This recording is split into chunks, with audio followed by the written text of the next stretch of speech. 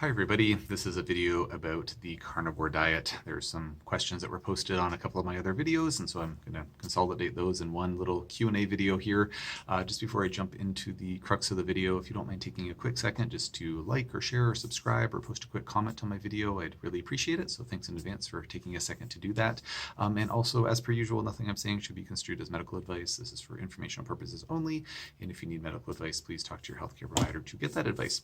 So the first question, I'm going to pare it down a little bit because it's a well-worded question, but it's a little bit lengthy. So the question is, let's see here. Okay, well, okay. So the individual is asking, saying that amino acids and alpha lipoic acid and vitamin B12 are found in red meat, and she's saying that she remembers that they're hearing that they're present in higher amounts in raw red meat. And then she's also saying, she's prefacing the question saying she has no intention of eating raw meat, nor does she think anyone else should. She's just asking theoretically. With that being said, some people do eat raw meat. People eat raw fish, obviously. Sushi, delicious, if you're into that. And some folks do eat raw meat, but of course there are some risks associated with that, which I'm sure is what she's alluding to. I'm not going to lie, I've dabbled a little bit in eating some raw meat here and there, and it's just something people can choose to do or not choose to do.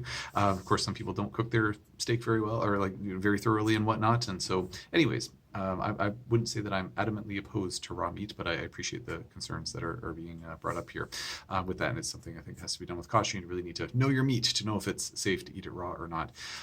So question is, what do you think of eating raw red meat, such as elk, venison, buffalo, or grass-fed pastured raised beef? And so she's saying that there's a subsect of folks who follow the carnivore diet and eat raw meat for health benefits and better digestibility.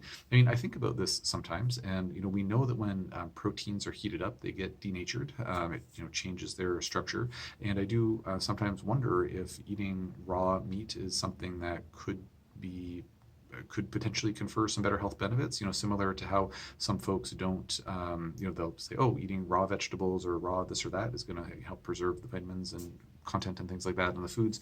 To be honest, I haven't gone down the rabbit hole of looking into whether there have been any studies any studies done seeing if the nutrient profiles really change meaningfully between cooked and raw vegetables, cooked and raw fruit, things like that. I can't imagine there are studies looking at cooked versus raw meat, but maybe there are. So it'd be an interesting thing to look at.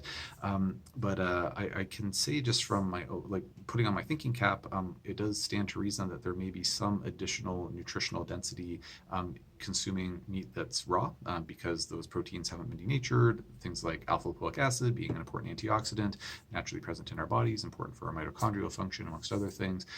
It probably does get denatured or destroyed to some extent when it is heated up, would be my strong suspicion. I can say from, again, my limited firsthand experience eating some very fresh, very recently killed animal raw meat that I personally felt like it, I felt quite quite a lot of vitality coming from that. Similar, I posted a video recently about the egg shakes that I like to drink that I love to drink in the morning. Consuming those raw eggs, I feel like they pack more nutrition into me than cooked versions of them. So I feel like they digest really, really efficiently, and I think there's something to be said about non-denatured proteins. Again, I'm also not advocating anything in this video. It's for informational purposes only, as mentioned. I'm definitely not advocating raw meat, but when I'm presented with the opportunity to eat raw meat that is, I feel is safe to consume, it is something that I have partaken in the past and will likely partake again in the future. Next question is, there's the obvious sticking point of parasites, but if a person was theoretically already doing a parasite cleanse regularly through the year, would this be a non-issue? It's a great question, and of course that is the big concern with eating raw meat. And I don't know how effective that would be, but to be doing a parasite cleanse, it goes to depend on the nature of the cleanse, but it would probably be something to strongly consider if one was going to consume a lot of raw meat. The other sticking point would be the worry of contracting some new zoonotic disease to add to an already long list. Yeah, good point, could a person get brucellosis or something similar from raw meat? I know there are some nasty infections that folks can get from eating raw meat, of questionable source, or if the animal's infected with something. So I think that yes, there's definitely some risk that's associated with that. And I think beyond that, it was just comments. So thank you for the questions there. And let's see here. Okay, then the other questions were around, so paraphrasing here, but or summarizing it down. But basically, a person was saying that same person, different post, different thread, saying that they were on a previous to doing a carnivore diet. They're feeling quite awful on the diet. They had some lab testing done, and it was shown that the results were abysmal. So abysmal zinc levels and copper toxicity. And then they tested levels again after being on. Oh, they tested them twice, and they were shown to be twice as high when the person was on carnivore, but I think feeling better.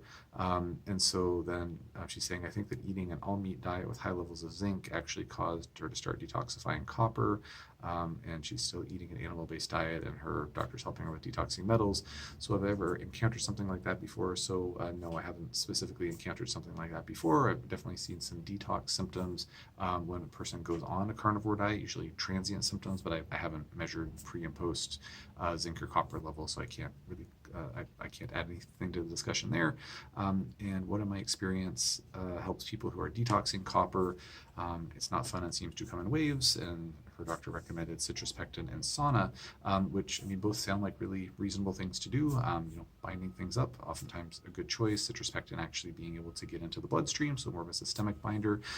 As far as helping to clear copper, things that I would consider would be looking at bringing in zinc supplementation to help kind of counterbalance the copper aspect of things, helping to interfere with further copper absorption from the diet. And to my understanding, taking zinc at appropriate dosages can help with copper removal. And then beyond that, there is a chelating agent, and the name I am blanking on right now. I have the gist of it in my mind, but anyways, there's a specific agent that is good at chelating copper. It's prescription only. It's not something that I've used in practice because we can't get access to it as naturopathic doctors in beautiful Nova Scotia, but there is an actual chelating agent out there. I'm not aware of much else that's been shown to help reduce copper levels in the body. So that's really all that I would add to the equation there. But I hope that the process goes smoothly for you the rest of the way. And thanks for the questions. Always happy to talk about the carnivore diet. It's one of my favorite topics. So if anybody has any questions on this topic or anything else, just post in the comment section below, and I will leave it there for now.